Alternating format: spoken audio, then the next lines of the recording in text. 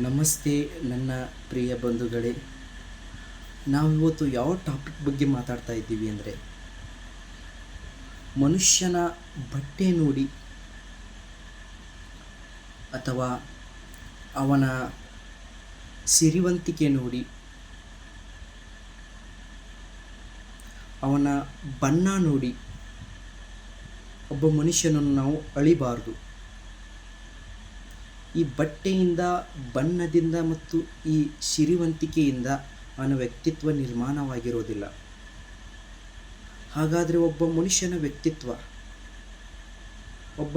ವ್ಯಕ್ತಿತ್ವ ಮತ್ತು ಸಂಸ್ಕಾರ ನಿರ್ಮಾಣವಾಗುವುದು ಯಾವಾಗ? ಅದು ಎಲ್ಲಿಂದ? ಅದನ್ನು ಹೇಗೆ ಕಂಡು ಹಿಡಿಬೇಕು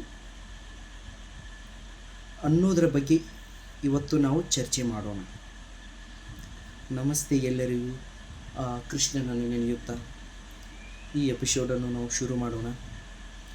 ಪ್ಲೀಸ್ ದಯಮಾಡಿ ಹೊಸದಾಗಿ ಯಾರಾದರೂ ನಮ್ಮ ಚಾನಲ್ಗೆ ಬಂದಿದ್ದರೆ ಒಂದು ಲೈಕು, ಸಬ್ಸ್ಕ್ರೈಬು, ಕಮೆಂಟು ಮಾಡಿ. ಇದರಿಂದ ನನಗೆ ತುಂಬ ಸಹಾಯ ಆಗುತ್ತೆ, ನನಗೆ ಪ್ರೇರಣೆ ಸಿಗುತ್ತೆ, ಇನ್ಸ್ಪೈರ್ ಆಗ್ತೀನಿ ನಾನು ನಿಮ್ಮ ಒಂದು ಲೈಕು ಕಮೆಂಟ್ನಿಂದ. ಬನ್ನಿ ವಿಡಿಯೋ ಶುರು ಮಾಡೋಣ. ನಾನು ಹೇಳೋದು, ದುಡ್ಡು ಇಂದು ಬರುತ್ತೆ, ಸಿರಿವಂತಿಕೆ ನಾಳೆ ಹೋಗುತ್ತೆ. ಇದು ಕಾಲಚಕ್ರವಿದು. ಒಬ್ಬನೇ ಮೇಲೆ ಹೋಗ್ತಾನೆ, ಒಬ್ಬನು ಕೆಳಗೆ ಬರ್ತಾನೆ. ಹಾಗಾಗಿ ಇದರಿಂದ ನಾವು ಒಬ್ಬ ಮನುಷ್ಯನ ವ್ಯಕ್ತಿತ್ವ, ಅವನ ಸಂಸ್ಕಾರ, ಅವನ ಒಳ್ಳೆತನ ಅಳೆಯೋಕ್ಕಾಗಲ್ಲ. ಯಾಕಂದರೆ ಅವನು ಶ್ರಮ ಪಡೋದ್ರಿಂದ ಅಥವಾ ಹಿರಿಯರು ಮಾಡಿರೋ ಸಂಪಾದನೆಯಿಂದ ಅಥವಾ ಏನೋ ಅವನ ಭಾಗ್ಯದಿಂದ ಬಂದಿರೋ ಒಂದು ಸಿರಿವಂತಿಕೆ ಹಣ ಆಗಿರೋದು, ಹೌದಲ್ವಾ? ಇದರಿಂದ ಒಬ್ಬ ವ್ಯಕ್ತಿಯ ವ್ಯಕ್ತಿತ್ವವನ್ನು ಅಳೆಯೋಕ್ಕೆ ಆಗಲ್ಲ. ಹಾಗಾದರೆ ಇನ್ನು ಬಟ್ಟೆ ವಿಚಾರ. ಬಟ್ಟೆ ಈಗೇನು 200, 300 ಅಥವಾ 1000 ಕೊಟ್ಟರೆ ಬಟ್ಟೆ ಸಿಗತ್ತೆ, ಅದು ದುಡ್ಡೇ ಅಲ್ವಾ ಅಂತ ನೀವು ನನಗೆ ಪ್ರಶ್ನೆ ಕೇಳ್ಬೋದು. ಈಗ ಅವನ ಹತ್ರ ಹಣ ಇದೆ ಅಂದಮೇಲೆ ಅವನು ಸುಮಾರು ಬಟ್ಟೆಗಳನ್ನು ಧರಿಸ್ಬೋದು, ಕೊಂಡ್ಕೋಬೋದು, ಮನೆಯಲ್ಲಿ ರಾಶಿ ಇಟ್ಟು ಪೂಜೆ ಮಾಡ್ಬೋದು. ಆದರೆ ಅವನ ವ್ಯಕ್ತಿತ್ವವನ್ನು ಸಂಪಾದನೆ ಮಾಡೋಕ್ಕಾಗೋದಿಲ್ಲ. ಹೀಗಾಗಿ ಬಟ್ಟೆ ಇಂದು ಹರಿದು ಹೋಗುತ್ತೆ, ಹೌದಲ್ವ? ಯಾರು ಬೇಕಾದರೂ ಕೊಂಡ್ಕೋಬೋದು. ಆದರೆ ಒಳ್ಳೆ ಗುಣ, ಒಳ್ಳೆ ವ್ಯಕ್ತಿತ್ವ, ಆ ಸಂಸ್ಕಾರವನ್ನು ಕೊಂಡುಕೊಳ್ಳೋಕ್ಕೆ ಯಾರಿಂದೂ ಆಗಲ್ಲ. ಇನ್ನು ಬಣ್ಣ, ಮನುಷ್ಯನ ಬಣ್ಣ, ಇದು ಹುಟ್ಟುತ್ತಾನೆ ಅವನಿಗೆ ಬಂದಿರೋದು. ಈ ಬಣ್ಣ ಅವನಿಗೆ ಹುಟ್ಟುತ್ತಾನೆ ಬಂದಿರೋದು. ಈ ಬಣ್ಣದಿಂದ ಮನುಷ್ಯರ ವ್ಯಕ್ತಿತ್ವವನ್ನು ಅಳೆಯೋಕ್ಕಾಗುತ್ತೆ. ಕೆಲವರು ಬಣ್ಣ ಕಪ್ಪಗಿದ್ರು, ಗೋಧಿ ಬಣ್ಣ ಕಲರ್ ಇದ್ದರು, ಅಥವಾ ಬೆಳ್ಳಗಿದ್ರು,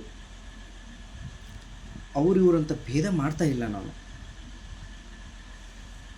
ಬಣ್ಣದಿಂದ ಹುಟ್ಟುತ್ತಾನೆ ಬಂದಿರೋ ಈ ಬಣ್ಣದಿಂದ, ಅಥವಾ ಆ ಕ್ರೀಮು, ಆ ಸೋಪು ಹಚ್ಕೊಂಡು ಬಂದಿರೋ ಈ ಬಣ್ಣದಿಂದನೂ ವ್ಯಕ್ತಿತ್ವ ಅಳೆಯೋಕ್ಕಾಗೋದಿಲ್ಲ, ಕೇವಲ ಸುಂದರ ಮಾತ್ರ. ಹಾಗಾದರೆ ಈ ಬಣ್ಣನೇ ಶಾಶ್ವತವಾಗಿರುತ್ತೆ. ಈ ಬಣ್ಣನೂ ಶಾಶ್ವತವಿರೋದಿಲ್ಲ. ವೃದ್ಧಾಪ್ಯ ಬಂದ ಮೇಲೆ, ಮುಂದೊಂದು ದಿನ 40, 50 ವಯಸ್ಸಾದ ಮೇಲೆ ಈ ಕಾಂತಿಯುತ ಮುಖ ಬಾಡೋಕ್ಕೆ ಶುರು ಮಾಡುತ್ತೆ, ಈ ಬಣ್ಣವು ಅಳಿಸೋಕ್ಕೆ ಶುರು ಮಾಡುತ್ತೆ. ಅದೇ ವ್ಯಕ್ತಿ ಸ್ವಲ್ಪ ದಿವಸ ಹೊರಗಡೆ ಬಿಸಿಲಲ್ಲಿ ಬಡವರ ಅನುಭವದಿಂದ ಕೆಲಸ ಮಾಡ್ತಾರಲ್ಲ, ಆ ಥರ ಕೆಲಸ ಮಾಡಿದರೆ ಆ ಬಣ್ಣವು ಶಾಶ್ವತವಾಗಿ ಉಳಿಯೋದಿಲ್ಲ. ಹಾಗಾದರೆ ಈ ಒಳ್ಳೆ ಸಂಸ್ಕಾರ, ಈ ಒಳ್ಳೆ ನಡವಳಿಕೆ ಮತ್ತು ಅವನ ವ್ಯಕ್ತಿತ್ವ ನಿರ್ಮಾಣ, ಈ ಗುಣ ನಿರ್ಮಾಣ ಆಗೋದು ಹೇಗಾಗತ್ತೆ? ಅಂತಿಮವಾಗಿ ನಾನು ಹೇಳೋದೇನೆಂದರೆ, ಸಿರಿವಂತಿಕೆ ಇರೋರು ಅವರೇನು ವ್ಯಕ್ತಿತ್ವ ಒಳ್ಳೆಯದಿರೋದಿಲ್ಲ, ಅವ್ರು ಒಳ್ಳೆಯ ಗುಣ ಇರೋದಿಲ್ಲ, ಒಳ್ಳೆಯ ಮನಸ್ಸು ಇರೋದಿಲ್ಲ ಅಂತ ಹೇಳಲ್ಲ ನಾನು. ಕೆಲವೊಬ್ರದ್ದು ಅವರಲ್ಲಿ ಒಳ್ಳೆತನ, ಒಳ್ಳೆಯ ಗುಣ ಇರುತ್ತೆ, ಆದರೆ ತಕ್ಷಣ ಅವರ ಸಿರಿವಂತಿಕೆ ನೋಡಿ ನಾವು ಅಳೆಯೋದು ತಪ್ಪಾಗತ್ತೆ. ಒಳ್ಳೆ ಬಟ್ಟೆ ಹಾಕೋರು ಮತ್ತು ಒಳ್ಳೆ ಬಣ್ಣ ಇರೋರು, ಅಂದರೆ ಸುಂದರವಾದ ಮುಖ ಉಳ್ಳವರು, ಕಾಂತಿಯುತ ಮುಖ ಉಳ್ಳವರು, ಒಳ್ಳೆ ಬಟ್ಟೆ ಹಾಕೋರು, ಅವರೆಲ್ಲ ಕೆಟ್ಟವರು ಅಂತ ನಾನು ಹೇಳಲ್ಲ. ನಾನು ಹೇಳೋದು, ಯಾವುದನ್ನು ನೋಡಿ ತಕ್ಷಣ ನಮ್ಮ ಮನಸ್ಸಲ್ಲಿ ಇವರ ವ್ಯಕ್ತಿತ್ವ ದೊಡ್ಡದು, ಇವರು ದೊಡ್ಡವರು ಅನ್ನೋದನ್ನು ನಾವು ಕಡಿಮೆ ಮಾಡ್ಕೋಬೇಕು. ಆ ಮನುಷ್ಯನ ಹಾವಭಾವ, ನಡವಳಿಕೆ ಸ್ವಲ್ಪ ದಿವಸ ಅವನಲ್ಲಿ ಬೆರೆತರೆ ಮತ್ತವ್ರ ಬಗ್ಗೆ ಮಾತಾಡೋ ರೀತಿ, ಗೌರವ ದೊಡ್ಡವ್ರಿಗೆ ಕೊಡೋ ರೀತಿ, ಸಣ್ಣವರಿಗೆ ಮಾತಾಡೋ ರೀತಿ, ಒಳ್ಳೆಯವರು ಕೆಟ್ಟವರಿಗೆ ಮಾತಾಡೋ ರೀತಿ, ತಂದೆ ತಾಯಿಗೆ ನಡ್ಕೊಳ್ಳೋ ರೀತಿ, ಹೀಗೆ ನಾನಾ ಥರ ಪರೀಕ್ಷೆಗಳಿಗೆ ಅವರು ಅವರು ಅವರು ನುರ್ತಾಗ ಪರೀಕ್ಷೆಗಳಿಗೆ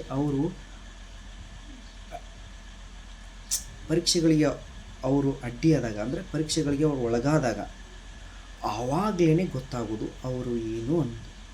ಎಲ್ಲರೂ ಅಂತಲ್ಲ, ಕೆಲವರು. ನಾನಿಲ್ಲಿ ವಿಚಾರ ಸಂಪೂರ್ಣವಾಗಿ ಮಾತಾಡೋದು ಬಣ್ಣದಿಂದ, ಸಿರಿವಂತಿಕೆಯಿಂದ ಮತ್ತು ನಮ್ಮ ಸುಂದರವಾದ ಮುಖಕಾಂತಿ ಮತ್ತು ಈ ಬಟ್ಟೆಯಿಂದ ನಾವು ಅಳಿಬಾರ್ದು. ಒಬ್ಬ ವ್ಯಕ್ತಿಯ ವ್ಯಕ್ತಿತ್ವ, ಅವನ ಸಂಸ್ಕಾರ, ಅವನ ಹಿನ್ನೆಲೆಯನ್ನು ಅವನ ಗುಣವನ್ನು ನಾವು ಅಳಿಬಾರ್ದು. ಆಯಿತಾ? ಹಾಗಾದರೆ ಯಾವುದರಿಂದ ಅಳಿಬೇಕು? ಇಲ್ಲಿ ಎದುರದಿಂದ ಅಳಿಬೇಕು ಅನ್ನೋದೇ ಒಂದು ದೊಡ್ಡ ಪರೀಕ್ಷೆಯಾಗಿದೆ. ಇಲ್ಲಿ ಅಳಿಬೇಕಾಗಿದ್ದು ಬಹಳ ಏನೋ ಆ ಥರ ಈ ಥರ ಮಹಾನ್ ಪ್ರತಿಯೊಬ್ಬರು ಹೆಜ್ಜೆಗೂ ಪರೀಕ್ಷೆ ಮಾಡಬೇಕು, ಅವ್ರನ್ನ ಹೋಗಿ ಪ್ರಶ್ನೆ ಕೇಳಬೇಕು, ಅವ್ರನ್ನ ಪರೀಕ್ಷೆ ಮಾಡಬೇಕಂತ ಏನಿಲ್ಲ. ಅವರು ಒಳ್ಳೆತನ, ಅವರ ಒಳ್ಳೆಯ ಮನಸ್ಸು, ಅವರ ಕುಟುಂಬ ಮತ್ತು ಅವರ ಕುಟುಂಬದಲ್ಲಿರೋ ಸಂಸ್ಕಾರ, ಆ ಮಾತಿನ ಧಾಟಿ ಮತ್ತು ಅವರ ಬಡವರಿಗೆ ಮತ್ತು ದೊಡ್ಡವರಿಗೆ, ಒಳ್ಳೆಯವರಿಗೆ ಕೆಟ್ಟವರಿಗೆ ತೋರಿಸೋ ಒಂದು ಒಳ್ಳೆಯ ಗೌರವ, ಆ ವಿನಮ್ರತೆ, ಆ ಮನಸ್ಸು, ಕಷ್ಟದಲ್ಲಿರೋರು ನೋಡಿ ಮರುಗುತ್ತಲ್ಲ, ಕರುಣೆ ತೋರಿಸುತ್ತಲ್ಲ, ಆ ಮನಸ್ಸಲ್ಲಿ ಇರುವುದು ಒಳ್ಳೆಯ ವ್ಯಕ್ತಿತ್ವ. ಹೆಣ್ಣು ಮಕ್ಕಳ ಬಗ್ಗೆ ಕೆಟ್ಟದಾಗಿ ಮಾತಾಡೋದು, ಕೆಟ್ಟ ಕಣ್ಣಿಂದ ನೋಡೋದು, ಬೇರೆಯವ್ರ ಮನೆ ಹೆಣ್ಣುಮಕ್ಕಳ ಬಗ್ಗೆ ಆಗಲಿ ಅಥವಾ ತಮ್ಮ ಮನೆ ಹೆಣ್ಣುಮಕ್ಕಳ ಬಗ್ಗೆ ಆಗಲಿ, ಒಟ್ಟಾರೆ ಯಾರೋ ಆಗಲಿ, ದೇವ್ರ ಮೇಲೆ ಜಾಸ್ತಿ ಭಕ್ತಿ ಇಟ್ಕೊಂಡಿರೋರು,